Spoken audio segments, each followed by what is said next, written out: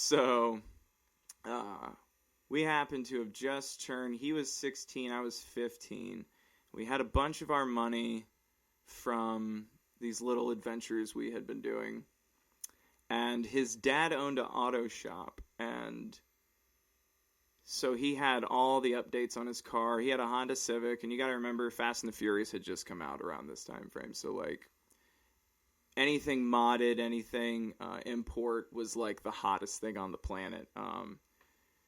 And so we rode up to the movie theater in his Honda, and it was blue, this, like, cerulean blue with body kit. It had underglow. It had custom rims, custom tires, custom headlights. It had scissor doors. It had the DVD touchscreen in the center. It had a full sound system with subs and amp. It had tweeters, extra ones. I mean, it had a spoiler. It was a gnarly little Honda, I'm not going to lie. I was like, normally I didn't like when people modded Hondas because they put the giant spoiler on the back and they're like modded. And it's like, no. No one likes that. Or the blower. Stop putting the blower on the Hondas. No one likes that. You're the only one. And I don't even think you like it. You're just being loud.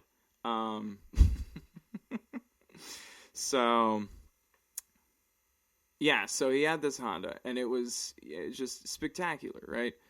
So we pull up, and we're playing this really, high-intensity music. It's boom, boom, boom, boom. Everybody at the front of the movies turns around. It's all of our friends from school, and they are like, like freaking out. And so, so we pull up to the first spot. I mean, the very first spot, right in the middle, and open the scissor doors, get out. We're wearing the fur jackets because Abercrombie and Fitch was like the style at the time. And we close the scissor doors, and everybody's like hooting and hollering, and we're walking together, and we've got the swag going, and we look at each other and grin and nod our heads, and we walk up, and there's that little moment that just cut it all down.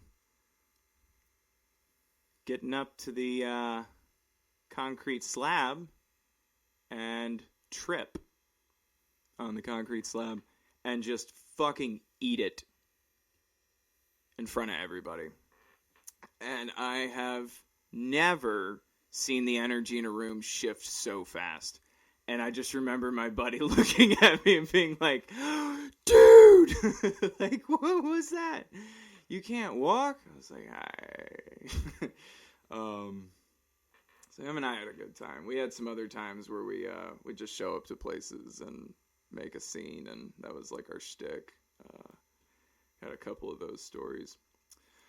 So then I went to that private school for about, from 7th to 10th grade. And then by the end of 10th grade, I was so tired of private school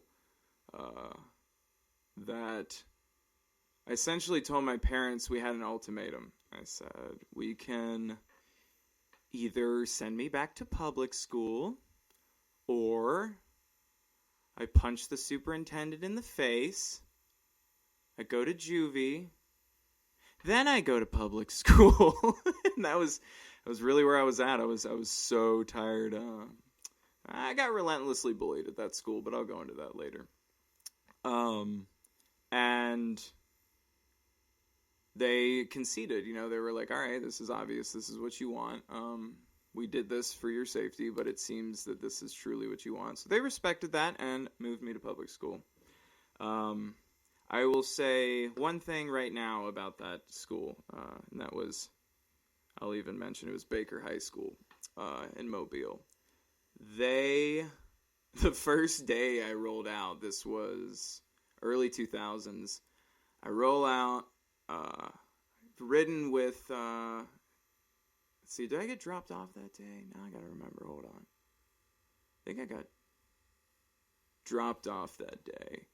I definitely didn't have a car, and I hadn't made friends with anybody who had a car yet. So yeah, I definitely got dropped off. So I get dropped off, and you gotta remember, my entire experience with school was private school up until this point, as far as like the last however many years, you know. So my exposure to reality was pretty much non-existent, truly. And so I walk out, and you know those coming of age teen movies where they show those ridiculous scenes where like a little bit of everything's going on everywhere, and you're like, bullshit. That's not how that works in real life. Well, I'm here to tell you that it happened for me once and a couple other times, but this particular time was majestic. I walked into the parking lot of this southern school, and to the right, I've got people smoking weed. That's pretty normal. It's pretty standard. I'm like, yeah, good for you, you know. All right. Getting your smoke on. Walking up, see some people drinking. That's cool. Yeah, I mean, that's one way to start your morning. Look over here. There's two people fighting. Oh, well, they must have had a disagreement. That's a lot. Look over here, and it's one thing after another. I've got gangbangers over here. I've got some crazy rednecks over here. I've got two sisters beating the crap out of themselves over here.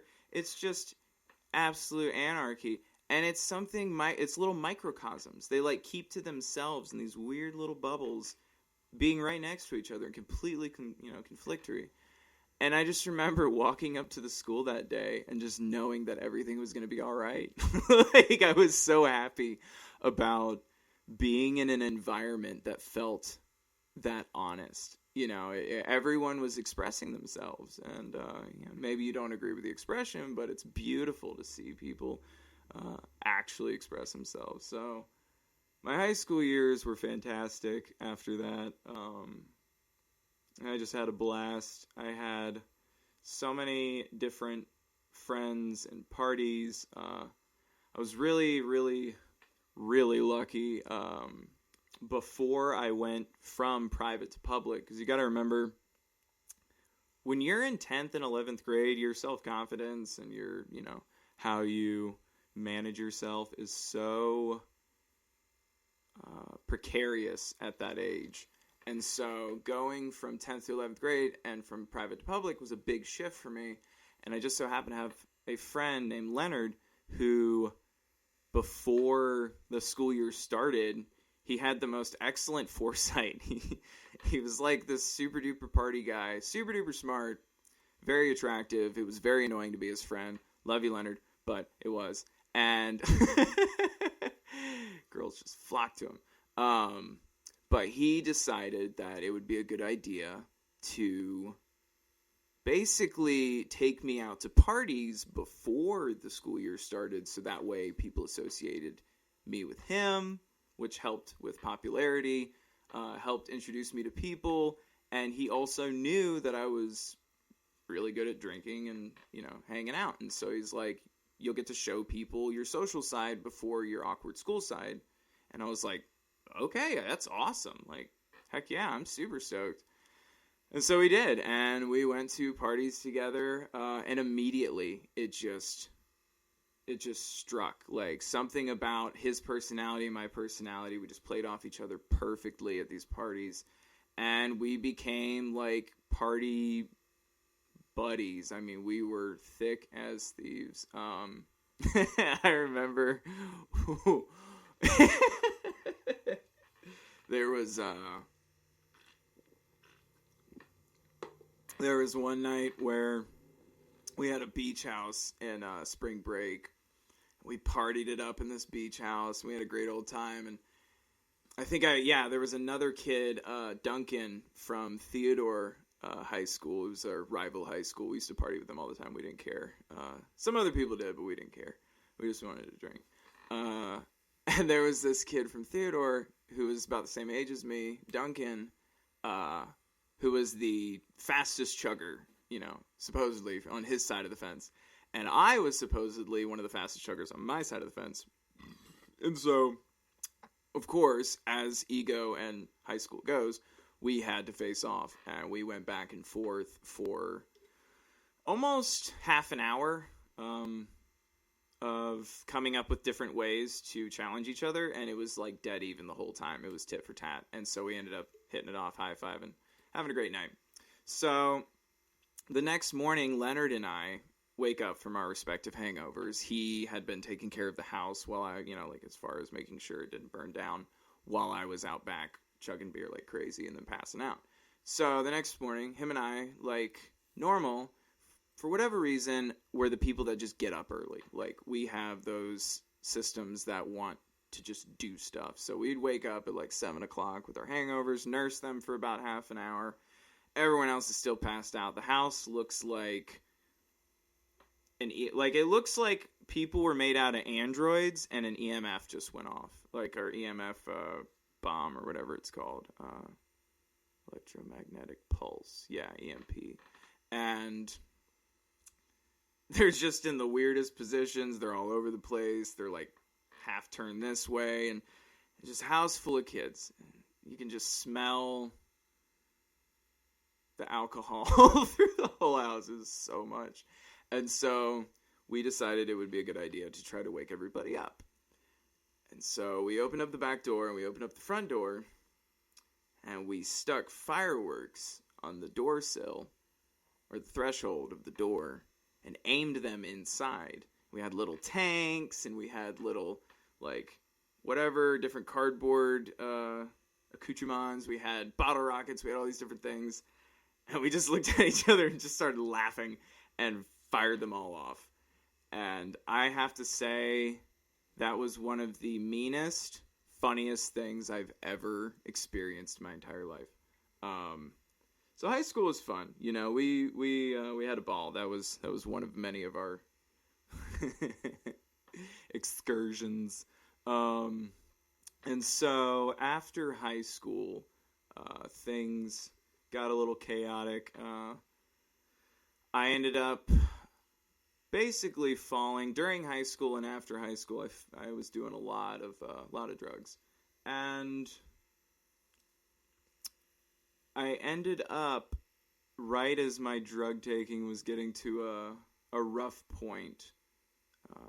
This involved mostly cocaine. I ended up going and getting a job working on the BP oil spill. Down in Mobile, there was a staging site on the docks for the BP oil spill.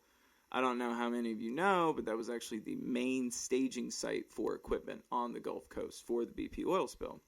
My uncle, who owned Reliable Staffing, happened to have a temporary staffing company right down the road whenever this happened, and essentially realized that he could staff, several thousand people, and as a staffing company, that's like a gold mine.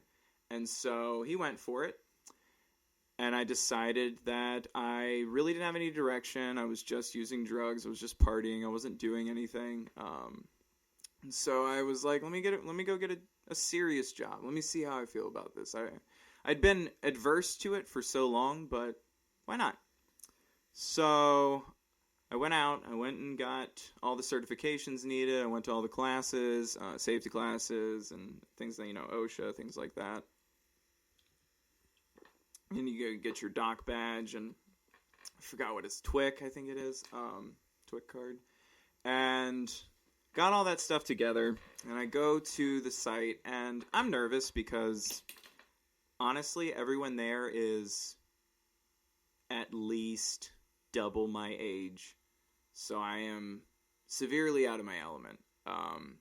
It's a big construction work, ship site, and it's intimidating. It was extremely intimidating, and I just resolved with myself that I was going to put on this like really tough character until I got comfy, so I did. So I come out of the badge in, badge out office, which is where you receive your ID badge, and I come out with this guy who I had been with during some of the training, and him and I kind of buddied up together. He was in his 40s, and I wish I could remember his name right now. Him and I came out of the badge in, badge out office at the same time, and right as we walk out, one of the foremen rolls up on a Polaris, and he goes, "Hey, do you two want to have